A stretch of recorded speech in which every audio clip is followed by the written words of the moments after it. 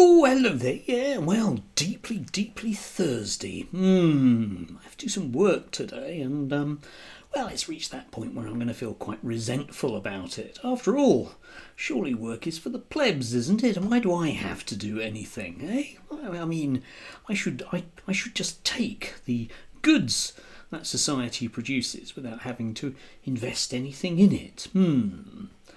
One of the joys that I had when I did my first degree a very long time ago was learning a reasonable amount about the way that the very nature of the capitalist system was going back in the 80s. It was all about globalization. That was very much the direction of travel. It was very much moving into that kind of post-industrial viewpoint of Thatcherism, whereby business was only really interested in services, particularly financial services. And there were vast fortunes to be made from the glorious new banking sector.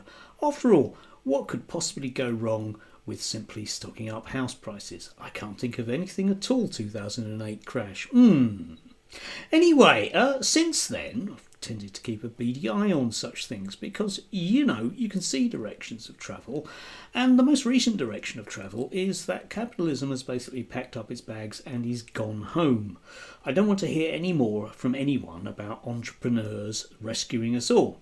We've made the rich an awful lot richer, and then an awful lot richer, and then an awful lot richer, and then we've multiplied that year in, year out for 40 years, and they still will not invest in any productive capacity of any sort within the economy. Just isn't worth their while. Lots of people are out there who are very, very dismissive of, for example, the London Stock Exchange, which no longer bears any relationship whatsoever to the British economy. The American economy was the same thing. You may recall that the American stock market absolutely boomed after 2008. That's a bit strange. No, it isn't. They had vast amounts of money to play with. Thank you very much for the bailout, government. That's the way things are going. So nobody is going to take any risks and invest in anything because there's too much uncertainty out there. If you look at this particular tweet, which I'll leave a link down below to the actual article if you can get past the firewall from the Financial Times. Weak business investment is threatening global growth. The OECD has warned, with corporate spending in most advanced economies failing to return to historic trends after the financial crisis and the epidemic. And you can see there the gap between what one might expect after, the 2008 crash, which has in no way, shape or form returned, and even what we might expect after COVID, which has not returned at all. The British economy in particular has got very, very used to the idea of very, very cheap labour. One of the reasons why we are still importing vast numbers of people. There is no solution to it. You can be dogmatic and hardline about it and just say, oh, well, we'll just throw up our hands and do things. But the dogmatists out there, the ones that will tell you earnestly that we we just have to rely on the entrepreneurs to rescue us, are exactly the same ones who are going to decide to very much dig their heels in. After all, they can't be wrong. They cannot be wrong. There must be a distinct lack in the nature of reality. So we will see an awful lot more of the absolutists out there, because peddling very, very cheap solutions with no real answer has always been their stock in trade, particularly of the commentariat class, and their newly attached sidekicks in a variety of new or not so new parties. There is a major, major problem that no one is going to address. It's certainly not going to be addressed by, various ex-Tory MPs that crop up on GB News, who will tell you quite earnestly that the major problems that we're facing have all just appeared around about 13 months ago, and everything was basically fine before then. Yeah, everything was fine before then. Yeah, all those people who, again, 13 odd months ago were telling you that Britain is this post-racist society and we're all absolutely fine with getting on, who now want you to earnestly believe that actually we can't get on with anybody because, after all, we have to earnestly, and very earnestly dislike certain people. Not you, obviously, you're great, but people that look strangely like you and certainly act like you in a socio-economic sense. They're very, very bad ones. We would never, of course, move on to a new set of targets.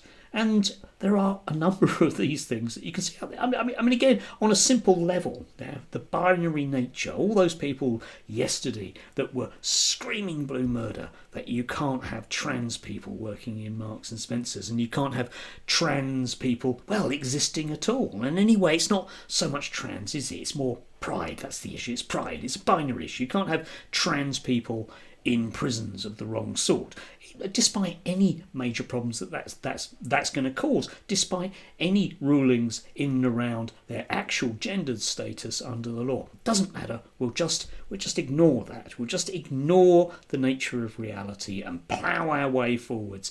And when the going gets tough, we'll be even more dogmatic, because it's easier for you to believe in binaries. There are good people and there are bad people. There's white and there's black, and there's the proper economy that really exists based on Adam Smith and the invisible hand of the market, which works under all circumstances, including British Water and British Rail and every other utility that Thatcher handed over to extract wealth from us. And it's all going to be fine, but magically it's people like me that are letting it down. Yeah, I'm the one. I'm undermining things. I'm the race traitor, the race communist, and the rest of it out there.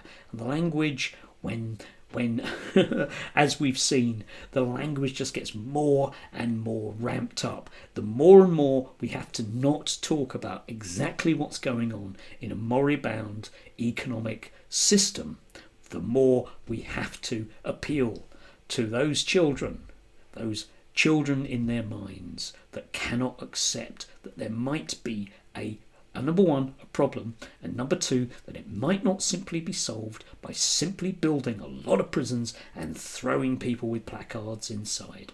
And if that doesn't work, well, they'll just have to go, won't they? They'll have to go in large numbers, millions and millions of them, and we'll just put them on planes and they'll disappear and everything will be fine.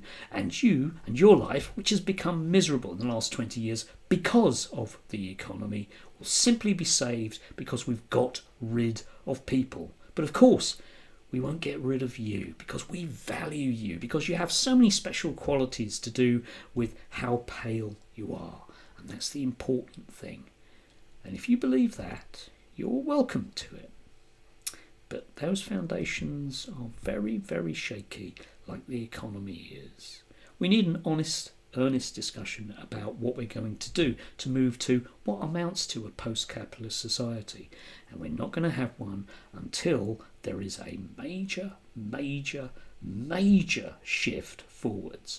And it's only going to come with an awful lot of pain and suffering. Still, never mind, the people telling you all this stuff aren't going to be the ones that suffer whatsoever. Do have a lovely Thursday if you can do. Do try and avoid work if you can do as well, because let's face it, it only encourages them. Enjoy.